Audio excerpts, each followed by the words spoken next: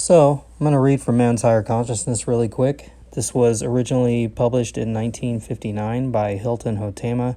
He references much of the science pre-1959, and actually what he talks about and references in here about our living cells and just about everything else is still the science to this day, and I can prove it and back it up with .edu references from biology departments, one of which is Arizona State University. I've got a link there where they talk about the immortal cell. It's called the Chick immortal heart theory, and that was posited by Alexis Carrel, who was a top biologist of his day. And what he determined through experiments still stands to this day unrebutted. I won't say unrebutted, but not proven wrong. Plenty recently have tried to debunk this, or at least talk negatively about it, because it does not fit the disempowerment agenda. So here goes. This is called The Miraculous Cell from Hilton Hotema's Man's Higher Consciousness, which I have a free PDF of on my website, ourhighestpotential.com. The Miraculous Cell. The body cells are endowed with unsuspected powers and astounding properties. Now, before I go on, the body cells, your entire body, from the tip of your hair to the inside of your brain, is completely made up of living cells. Completely, 100%. And each one of these cells is energy. Some are more dense. Some areas of your body are more dense with these cells. That would be the bone, the enamel of your teeth. And then you have the softer areas like the skin, which are less dense with cells. The blood, which is mostly water, but pure water is dense and heavy. And it's estimated that for every kilo of weight, or 2.2 pounds of body weight, you have 1 trillion of these cells. Now, depending on how you've treated yourself, it's either most of them are alive or most of them are dead. And when you were a kid and you used to run around without seemingly any need at all, you could just run around all day long, that's when your cells were full of energy and alive, which goes together. They're alive and full of energy. That's why they're full of energy, is because they're alive. And then you aged, you let yourself age, and that depends on how you treated yourself as well. But if you were drinking anything but distilled water, you were aging. And as you did so, you blocked up these parts of your body. And when you have a cell that's dying or dead, they're either neutral or negative energy, i.e. parasitic, energy-wise, to the body. And that's when you start getting winded and tired and you don't have energy. You need a boost, a stimulant, a drug, like food, coffee, whatever it is. So here we go. The body cells are endowed with unsuspected powers and astounding properties. Despite its smallness, the cell is an exceedingly complex organism that does not in the least resemble the favorite abstract of the modern chemist, which is a drop of gelatin surrounded by a semi-permeable membrane. While the structural complexity of the living cell is disconcerting to the orthodox biologist, its chemical constitution is still more intricate. A droplet of water forms a tiny microcosm containing in a state of extreme dilution a great variety of cosmic elements. So every one of your cells is extremely complex and tiny. Again, you have 1 trillion of these cells per kilo of body weight, which is 2.2 pounds.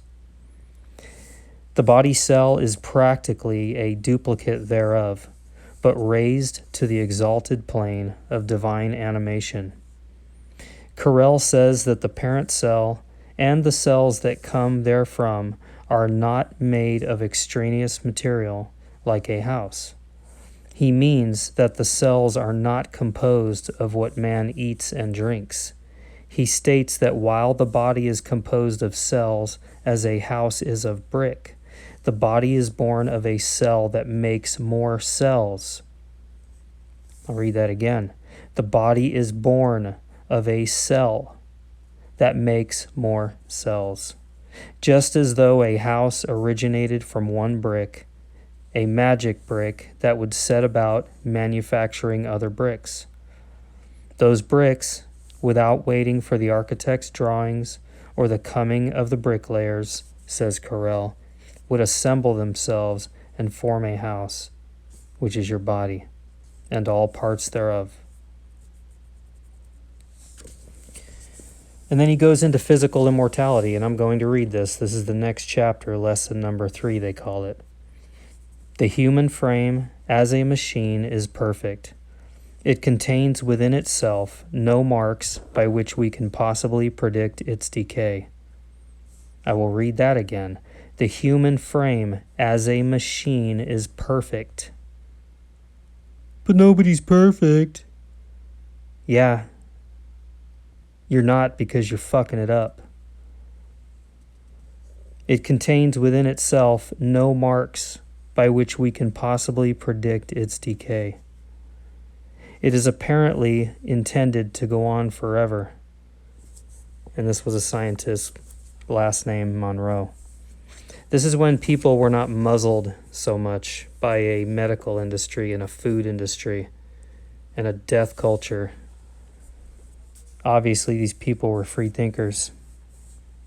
Very rare, but beautiful. The body is built of cells. The cells are composed of molecules. The molecule is composed of atoms, and the atom is composed of electrons. Wow. Within the molecule, in the 3 states of solid, liquid, and gas, everything remains the same, i.e., the proportion of substance to emptiness does not change. The ratios stay the same. Electrons remain equally far from one another inside the atom and revolve in their orbits in the same way in all states of cohesion of the molecule. Changes in density of matter, i.e., transition from solid to liquid and gaseous states, do not affect the electrons. So your cells are very much not meant to decay. They're not meant to die. This is what they're saying here. The human frame as a machine is perfect. It contains within itself no marks by which we can possibly predict its decay. There is no indicator that there is any propensity for your cells to die. Therefore, there is no indicator that the body should die, since it is made up of these cells 100%. And the only reason the body is dying is not because of the environment or the chemtrails or the toxins in the air or any fucking thing. It's what you put in your mouth. That is what is killing you. It is suicide. You can think this sounds crazy. It doesn't matter. This is fact.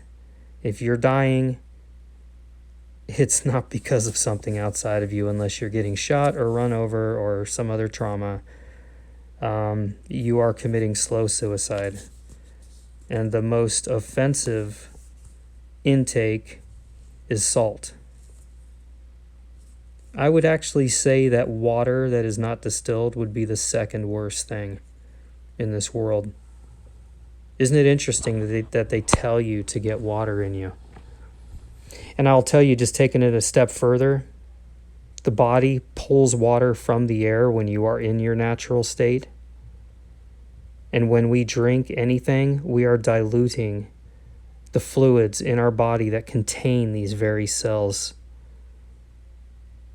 these living cells that are right there, ready to go, healing, giving energy, but we piss it all away, as they say. So many directions I could go here, but I wanted to read that, give my thoughts, and just tell you that no matter what you're doing right now, you can change it immediately, and there is no danger with changing and stopping the toxins. Yeah, is it going to hurt? Possibly. Will you possibly throw up and be sick for a week? Yeah, possibly. But you can absolutely change it, and your body will not die when you stop eating. Your body will not die. It knows what to do when you get out of the way.